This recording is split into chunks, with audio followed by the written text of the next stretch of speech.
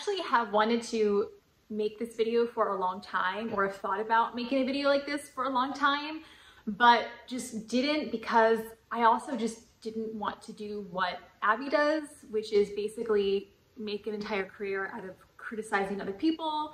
But someone asked for it in the comments, so here we are.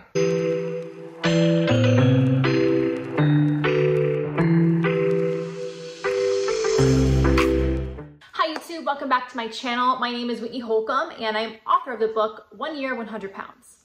For those of you who are new here, I lost 100 pounds on my own when I was 14 years old, and I've kept it off for over 20 years. I am not a health at every size person. I am not a fat acceptance person, because it's just factually not true. And I also don't buy into this whole diet culture BS, or rather just simply the fact that someone who wants to lose weight, whether it's for their health or hey, even just to look good, necessarily has an eating disorder or is part of diet culture. I think that everyone's journey is different when it comes to their health, when it comes to their weight loss, when it comes to what they want to look like.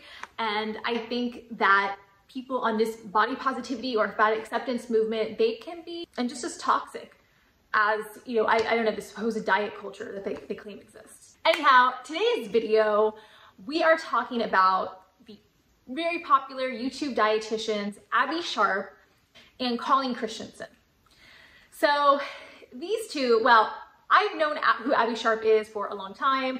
I've come across a lot of her videos. For those of you who are not familiar, she's like, yeah, like an anti-diet dietitian, and she talks about intuitive eating. But most of her videos are her like reacting to other people's diets. So like different celebrities' diets or, you know, influencers' diets. And she just kind of gives like her 2 cents about their diet, basically just kind of like judging their diet, a lot of times very like criticizing their diet, even when there's really probably nothing wrong with it, but whatever, we'll get into that.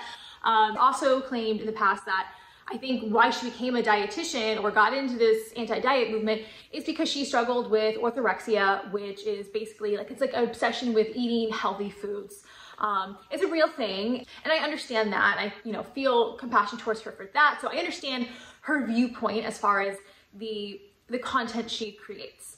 What I don't like about her is I just, beyond even her content, which I'll go into, like I'm not, you know, I don't even disagree with all of her stuff, but I just don't like her. I hate to say it, I know, I don't know her obviously, but she just comes across as very condescending and very all-knowing.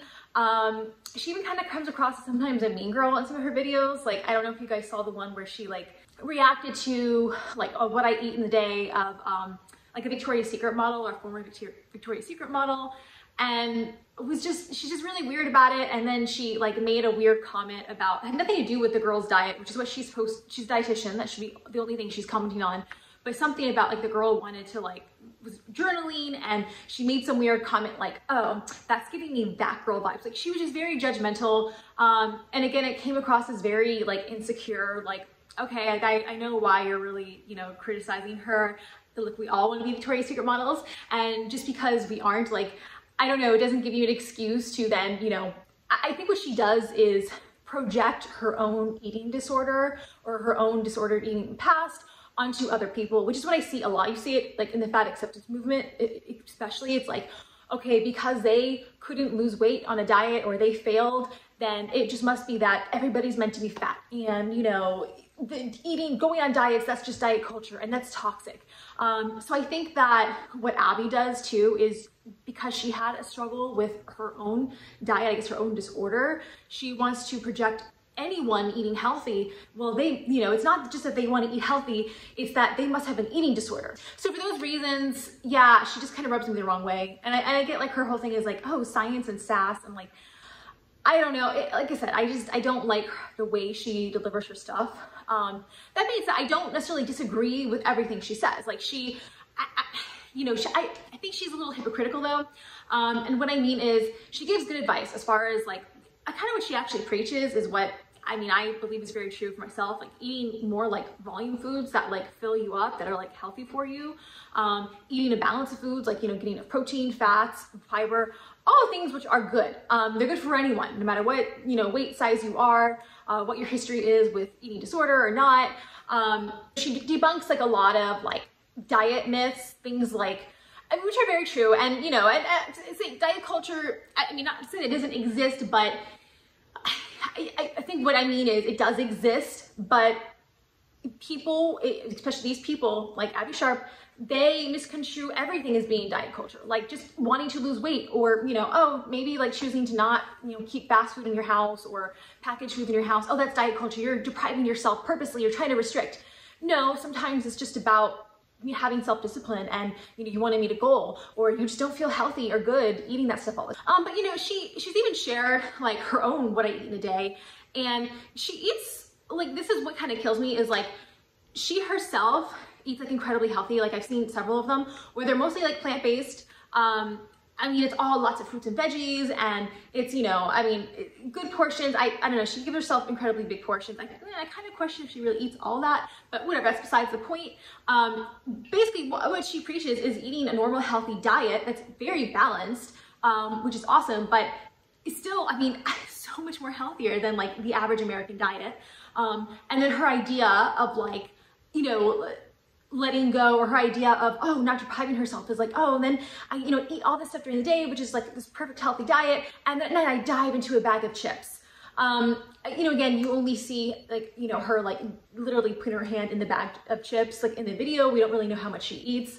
Again, as someone who you know, one of these naturally skinny people, again, I've said it so many times on the channel before, her idea of diving into a bag of chips, or her idea of intuitive eating when it comes to this kind of stuff and feeling satisfied, is so different than my idea of what it means to enjoy yourself, right? Like, and like, again, I've said this so many times, like skinny people, like they will tell you all the time, like how like, oh, they always stay thin, they eat whatever they want, and they eat so much. Their idea of eating a lot is very different than someone like who, you know, struggles with obesity and has more of that addiction mindset to food. It's so much different. Like my idea of like, okay, diving into a bag of chips, that's gonna be probably like half of the bag of chips, if not 3/4 of the bag of chips. And it doesn't matter how hungry I am. I don't have to have been hungry whatsoever. I don't have to have any cravings for them whatsoever. But as soon as a chip touches my mouth, it's like, ooh, it sets something off in my brain. Which is something we'll talk about if the next person, Colleen Christensen, Hitchinson, I don't know, I have to double check that. So yeah, I think I find her, like, especially when you see what I eat in a day videos, it's a little hypocritical, because, you know, basically she will go and, depending on the person too, depending on like if the person happens to be like a Victoria's Secret model, or someone who happens to be maybe like what she would call a toxic, you know, health influencer, she will just, you know, like degrade their diet and say all kinds of, you know, sassy comments towards it. But then literally, like, it could be someone who's like on her side, I guess, the health at every size thing, is pretty much eating the same thing, and then she'll go and like, oh, good for you, blah, blah, blah. Or it could be someone who like actually doesn't really, I wouldn't say that doesn't eat that healthy, but like, again, someone like that, you know, she wants to support, right? And, well, for example, she did that, like, I just did a video on this woman, like the plate my 1-year-old's breakfast. This woman is literally feeding her, and this is like every day, it looks like, right? At least from her videos, literally feeding her 1-year-old like frosted donuts and like sugary applesauce on the side. She's giving for lunch, so she's giving them like, you know, meals from like McDonald's and Burger King, like way too much for like little toddlers too. Abbey gave her own 2 cents about that, and her thing was, oh no, you're doing great, and you know, this is actually, you know, very balanced, like it's okay that they can eat this, you know, sometimes, and you know, now your kids are going to grow up knowing that, oh, I can eat this stuff, I don't have to restrict, you know, something along that effect. Not, again, like totally ignoring the fact that this woman's kids, by the way, were already like heavier, you know, than like the average kid. So it just goes to show they were, you know, following the footsteps of their mother, this mother who does my 1-year-old's breakfast. She's also very heavy and looks very unhealthy. Totally ignoring the fact that childhood obesity rates, I mean, have like skyrocketed in like the past 60 years. They're not changing. I mean, I think they're only going up. And then we can talk about all the ill effects of diabetes. I mean, I'm sorry, all the ill effects of obesity. But again, this is common knowledge. You guys know this. It's bad for you. It's just bad for you. I get really sensitive about that because I was a child just like that in these videos, and they plate my 1-year-old breakfast. Like, again, my history, I was an overweight child turned teen. Been that way in my entire life because I had unrestricted eating. My parents just, you know, God bless them, I love them. It wasn't intentional. I don't think anyone intentionally wants to hurt their child or set them up for, you know, a lifetime of ill health or whatever. But yeah, I mean, unrestricted eating, ate whatever I want. the worst stuff. We have the worst stuff in it. And so my problem with Abbey is that, you know, she almost like celebrates this stuff and is saying like, yes, you know, it's good, you know, you can have this, and oh, don't try to restrict yourself because restriction is bad. But sometimes a life of unrestriction, like no discipline whatsoever, is also bad. And where I find her really hypocritical is when you look at her own diet, which she feeds her own family, it's nothing like that. And I guarantee you, she does not feed her kids. That has never fed her kids frosted freaking donuts for breakfast, especially at 1 year old. I also guarantee you, if her children started to get a little chubby, a little fat, she would nip that in the bud in like 2 seconds flat. I just guarantee, because she knows it's unhealthy. But to her defense, as far as, look, again, like I said, a lot of her stuff comes from her own experience of having an ED, like an eating disorder. And it is very true. And again, as someone who I have been on both ends of the spectrum, as far as, you know, I was trying to be a model, I got really, really skinny. So I do know what she means by, you know, yeah, actually restricting yourself from all these things. I do understand that the toxicity that can come from, you know, wanting to be as thin as possible. I understand that. And I think from her perspective, she is, you know, maybe her ideal audience, I think who she probably relates to more, are people who are like her, who are going through their own thing. And it is very true. Like, I love that she, you know, says like, you know, you should not assign morals to food. It's not gonna kill you, you know, to eat a donut every once in a while. It really won't. You don't have to be on a constant diet. And again, I like that she debunks like a lot of diet myths, like, oh, you know, you can't eat after 5 p.m. because you'll get fat. Or, oh, bagels are just so much unhealthier than like, you know, regular bread. When in reality, I mean, a bagel is just, a bagel's a bagel, it's bread, it's all the same. Same amount of calories, same amount of fiber, you know. There are a lot of like weird, like, I get it, like there are a lot of like weird like diet myths that have, you know, been perpetuated for like forever. So in that effect, like she's, yeah, I think she can be very helpful, especially to people who are, you know, over restricting and they're coming from a background of orthorexia or another kind of eating disorder. Yes, like these people have the opposite problem of what I had, right? Just a total, you know, opposite end. And I think, you know, that can be very helpful for people. And, you know, she's teaching them to eat, you know, balanced meals, to, you know, so that, you know, you feel full and satisfied at every meal. And I think that's great, you know, and she preaches intuitive eating a lot, which again, I think in practice, it sounds amazing. Okay, I think it is amazing. I think that I wish that all people could intuitively eat, like intuitively just, okay, stop when they're full, okay? And then eat whatever they want, you know, like in moderation. I think that's amazing. I think that's what, you know, I wish we could all have.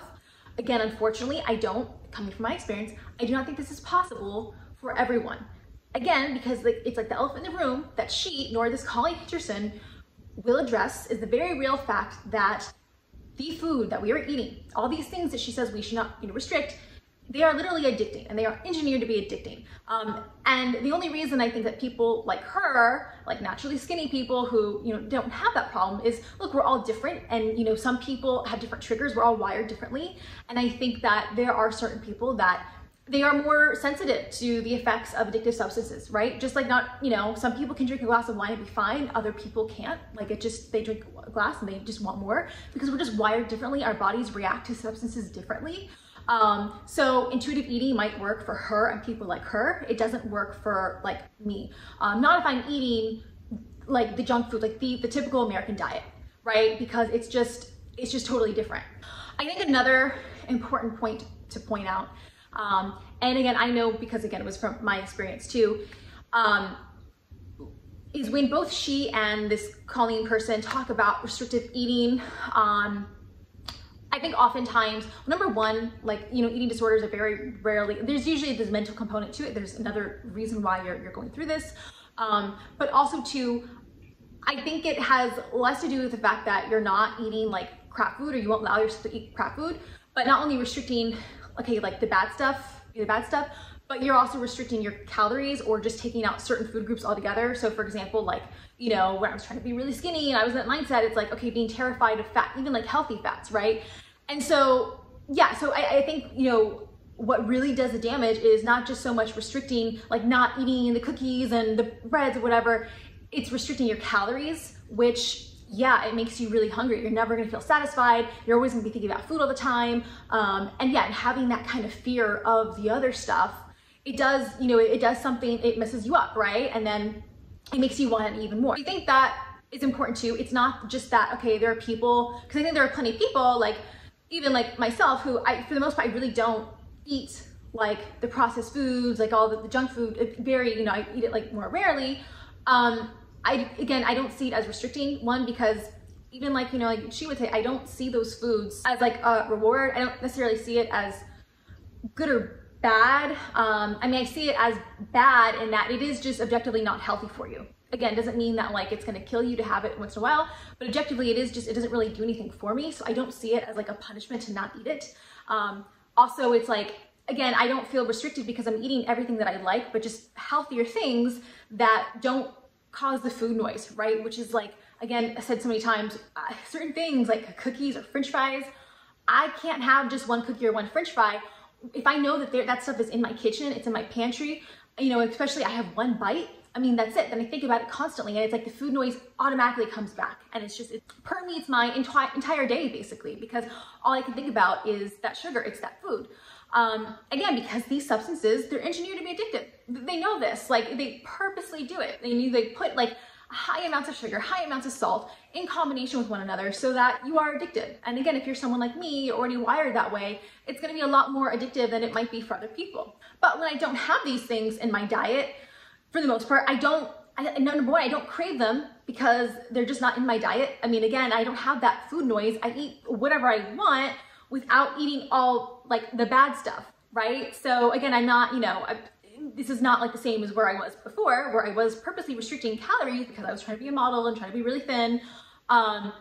It's just not the same thing. It's just, you know, I feel more in control and healthier, and just like, you can intuitively eat when it comes to like whole foods where I'm getting all the nutrients, all the protein and the fiber, all the vitamins, versus like, again, if I allowed like cookies or something to be in my kitchen, in my pantry every single day, that's all I would be eating. And I know this for a fact because I've gone through this so many times. Long story short, I'm just happier not having that stuff in my life for the most part. Again, because we never eat it, but it's just not a regular thing. It's not restrictive to me because I don't see it as missing out on anything. It just doesn't really do anything for me. Okay, but now on to the Colleen Christensen. Christensen. Okay, I really should have done a little more research. For some reason, I cannot remember her name. So actually someone mentioned her to me in one of the comments, and I said I didn't know who she was. Actually, in actuality, I did know who she was. I just didn't know her name. I have seen some of her stuff pop up before too. She's also another like anti-diet dietitian. I had seen some of her stuff like come up, like she does like little shorts, like reenactments of like, I guess she's talking to like her old self. I think that she also had an eating disorder. I've not seen her say it directly, but I would even go so far as to say that she might still be suffering. And I don't want to say anything that's not true. I mean, just, you know, I know some people can be really thin and not a problem, but sometimes you can just tell when someone is unhealthily thin. And to me, that I kind of get that. It kind of looks like it, you know. When I see her, I think that she is making this stuff because she is going through it herself, and she's trying to help other people, trying to help herself. So again, I think that's great. I mean, I like this person a lot more than the Abbey Sharpe because I just think her delivery is a lot better. Like, she doesn't have any like the condescending attitude. I think she genuinely is just trying to give people good advice. And again, it is very similar to Abbey Sharpe, so it's the same message, like don't do the restriction, blah, blah, blah. So again, coming from her perspective as someone who is recovering from an eating disorder, I think it's very valid advice, and I think it's good. I think where she gets me, and again, what neither of these dietitians will admit to though, is the very real fact that, okay, you know, yes, sometimes people binge because they've been restricting too long and now it's like, that's all they think about, blah, sure. But there's also the very real reality that some people binge, a lot of people binge, especially if you are coming from the opposite spectrum, like you are fat, you've always been fat. It's because you are addicted to food, and you know, and it's not necessarily a matter of willpower, and it's not necessarily because you were restricting yourself. Again, I was binging as a child, teen, whatever, and I came from the entire opposite background of unrestricted eating. So, and I was still doing it. So, you know, and I always had that childhood, like there was never a lock on our fridge. Like, we could go in at any time of the day, get whatever we wanted. It didn't matter if it was in between meals, after meals. That's what I'm saying. There was no restrictions placed on me and I still did it because it was addicting and I didn't know any better as a kid. So it's weird. It's like neither of them will admit to this fact and I don't know why. It's very strange. Again, as dietitians, they should know this. They study diet and nutrition. It's almost a very common knowledge. Like it's really, I think most people understand, like it's addictive. We even say it in joking, like, oh, I can't have too many of those because they're addictive. We know they are. So her like trying to just kind of like deny this is just, it's upsetting to me. You know, she even said something about like, she was trying to say something about a study where they did rats and they showed that like, oh, well, you know, it's actually proven like sugar's not addictive. There have actually been so many studies that prove that it is. So there's that, okay? You're never gonna convince me that it's not addictive. But she said something like, okay, I guess the study she saw was like, well, it showed that, you know, when you gave rats sugar whenever they wanted, they were less likely to, you know, overeat it versus like when you restricted it from them. Then like once they did have it, they tried to binge on it. And look, I think that two things can be true at the same time. Again, like I said, I think depending on what spectrum you're coming from, yes, binging can be caused by, you know, not restricting yourself too much, but it is also definitely caused by there being addictive element to it. And what she didn't say in this study, and I don't know, I have to look up the actual study that she's probably referring to, is okay, but did they already get this like rat hooked on sugar before and then now all of a sudden you suddenly take it away from them and then now it's like they're going through withdrawal and now of course when they see it next time they're going to binge, right? Versus like, you know, okay, well they have a steady stream of it all the time so they don't feel like it's gonna, you know, like they're missing out on it, so they can, you know, they may still be overeating calories, by the way, but they're not like binging on it. I think either way, it shows addictive behavior. Also, just not to mention that there have been studies that show that it does act like drugs in the brain, but whatever. So yeah, that is my honest review on these people. I think two things can be true at the same time. And they're all different kinds of experiences. Yeah, I don't think that all of their stuff is bad. I mean, I don't think that, you know, everything they're saying is wrong. And I think a lot of what they're saying is a very healthy attitude. But again, they are just, you know, they're coming from that perspective. And it's clear that they don't know. It's very clear that both of them have never been obese. They don't have the same mindset that like I do, or I'm sure like, you know, half the population does. And I think, you know, as far as like, you know, you're taking advice from people on the internet, I mean, one, always take advice from people on the internet with a grain of salt, even me.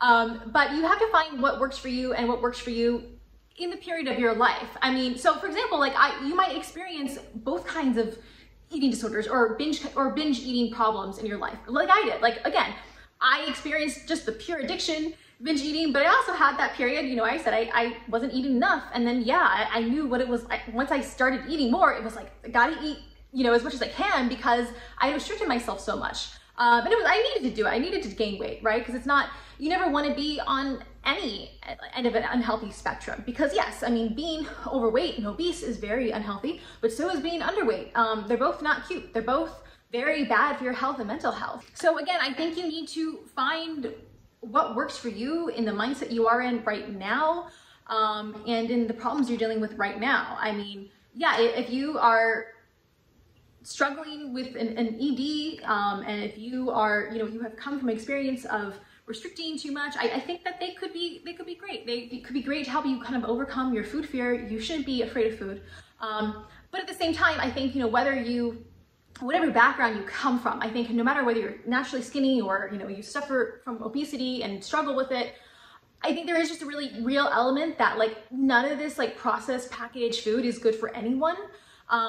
It's actually if it just went away, like completely, like just was like obliterated, like these companies can no longer make it anymore, we actually all would probably be healthier and have a healthier relationship with food because we don't have that addictive element and we don't have the stuff that's causing all these health problems like cancer and, you know, diabetes. And yeah, you know, eating healthy does not necessarily mean restricting or deprivation. It just doesn't. It just, you know, you can eat plenty. I mean, healthy foods have calories too. Like they have fat, they have all the things you need.